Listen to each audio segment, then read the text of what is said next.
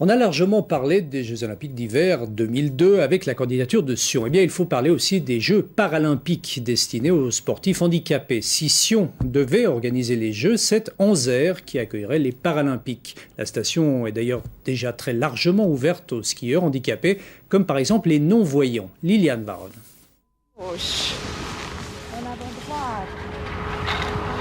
Ce qui frappe, c'est la formidable confiance du non-voyant. Avec aisance, sans crispation, il précède ou suit son guide. Mais qu'éprouve-t-il?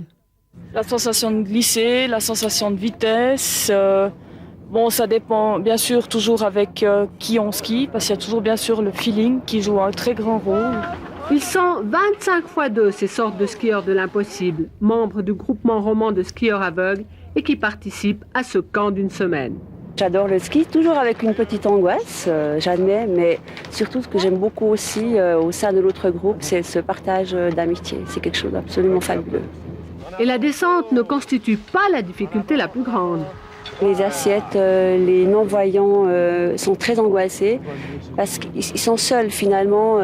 Puis ce qui fait très très peur, ce sont les pylônes. Parce que c'est vrai que là, une erreur de guidage, ça peut être la catastrophe. Vincent participe pour la première fois à ce cours. Je me forme pas comme guide parce que mon épouse est aveugle et que j'ai quand même envie de passer un petit peu de temps à la montagne avec elle. Il y a des petites vaguelettes, des toutes petites bosses, mais gentilles. Il n'y a pas de grosses bosses, pas de gros trous.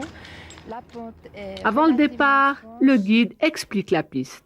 Alors le but, pour le guidage, c'est d'avoir le maximum de sécurité. Donc, meilleure est la technique du skieur et plus grande est sa sécurité. Et la différence alors avec vos autres élèves? La chaleur humaine, plus intense. Aux côtés des non-voyants, les petits bobs, très spéciaux, des paraplégiques. Un camp d'anglais. Une vocation pour Anzère? Je pense qu'Anzère a une bonne carte à jouer de ce côté-là, puisqu'on sait que Anzère est le candidat pour les Paralympiques en 2002.